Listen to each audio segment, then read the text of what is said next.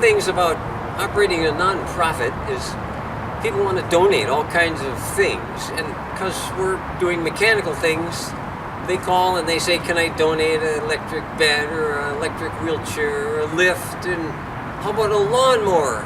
So we thought, well, yeah, a lawnmower, that'd be good training for how to fix an internal combustion engine. And so we got a bunch of these riding lawnmowers donated, and we said, okay, how many of you disabled guys want to cut the grass? Nobody wants to cut the grass. So what do you do with a nice, worn out riding lawnmower? We are not sure, but we decided maybe we should just make one into an adult go-kart and see what happens. So that's what we did. So here it is, our riding lawnmower made into a go-kart. And the first issue was, how can you drive it, operate it without your legs? So the lawnmower has a foot-operated belt tension or clutch type arrangement. So we took that off and we put a centrifugal clutch on the engine pulley and then ran it back to where the belt normally went. But then at that point, it's geared so slow, top speed is 5 or 4 miles an hour maybe. So we had to bolt the largest pulley possible that would fit between the frame rails, which is about an 11-inch belt pulley, onto our centrifugal clutch. So with that maximum amount of gearing up, it was okay. Low gear is plenty low, and what do we got here? 5 is way too fast, goes 45 miles an hour. So the range was good there. And the second issue is with steering. It comes with a steering wheel, but our big concern is safety and accessibility. So we went to the handlebar type thing. To do that required some pretty wild linkage. Okay, now let me show you how this steering system works. So you unsnap the normal hood. We kept that intact, only we added a hinge. So here's what we did. We wanted to have telescopic steering, so the shaft couldn't go straight down, or the telescopic would affect nothing. So it had to go at an angle. With it at an angle, it hit the engine, so we have to go over the engine, and ended up with this. Works great, looks totally goofy. So that solved our how to get it telescopic, how to get around the engine. To make our telescopic system, we found a sawhorse at Home Depot that had these thumb levers and pinch downs. So this piece here, this is actually the leg and the secondary part of the leg of that sawhorse. So putting that in place gives us this about a 10-inch adjustment on our steering column, so the driver can get it at the safest position for him. Then we use the other legs of that sawhorse to allow for individualized hand pieces. And this was a big deal. For a lot of the guys, they have limited hand strength, and this was perfect for one of the drivers, but not for one of the others. The other one wanted this. So when it's his turn to drive, he puts in his own individualized handpiece and clamps that down. So we have full telescopic, full individualized handpieces. Then we went to a flipper throttle.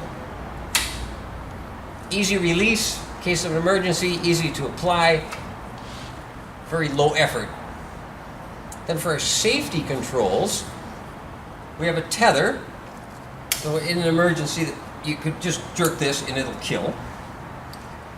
Then we also have a kill switch. In an emergency, you can flip the switch, it'll shut the engine off. So we had 2 backup systems for shutting it off.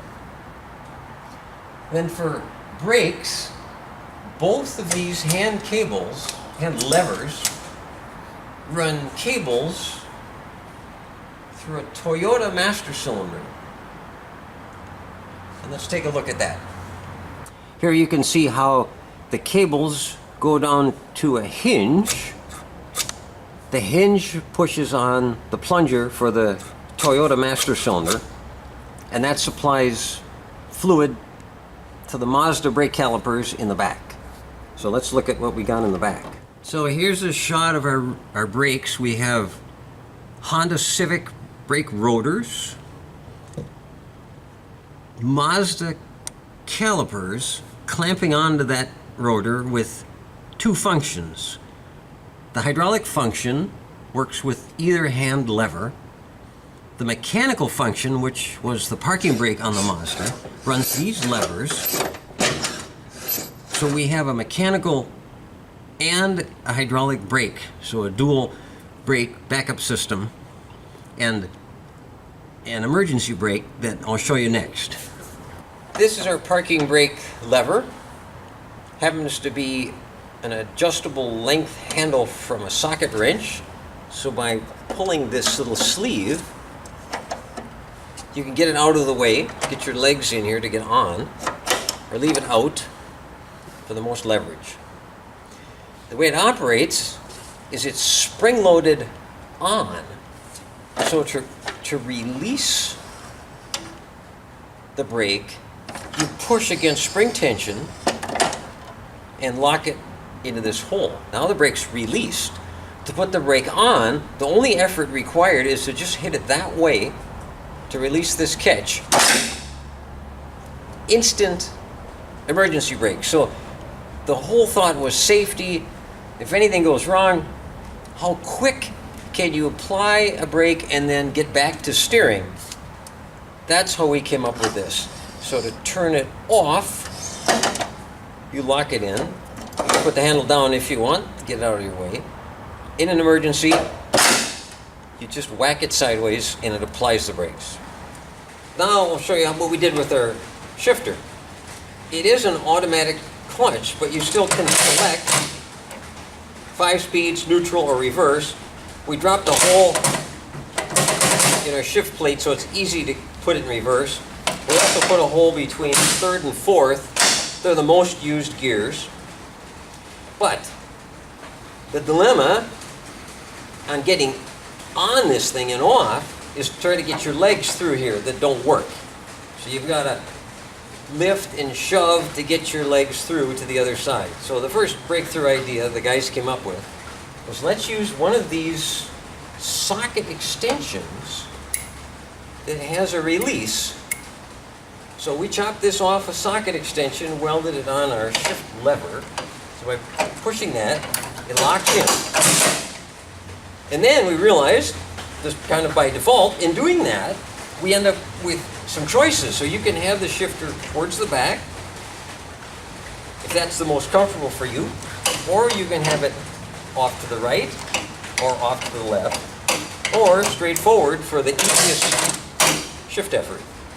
So now to get on, you can remove this, set it aside, and then this, which looks like a roll cage, and actually is one, but it was built first out of much larger diameter pipe. It was a very pretty looking roll cage, and one of the guys said, well, you know, if this was smaller, we could grab it and use it as an aid to get in and out. So we redid the whole roll cage out of this small 1/2-inch diameter pipe.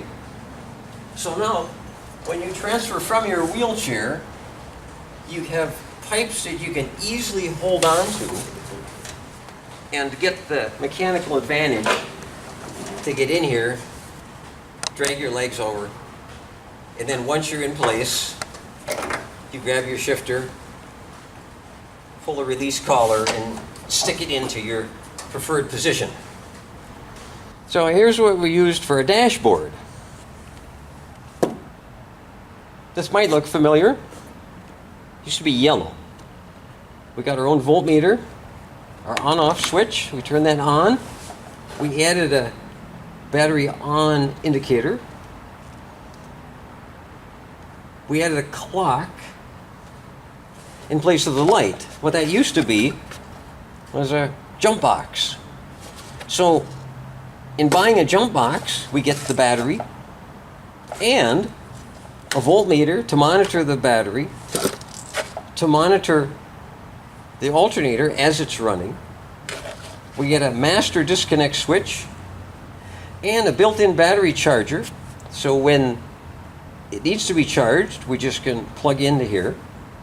And we just sliced off this framework, stuck it in there, painted it flat black. So to start it up, we turn the main switch to on. Often, first time we need a choke. And then right here is our start button. So we got the engine on run. We have our tether switch in. We make sure we're in neutral. We put our parking brake on for safety. And push the button.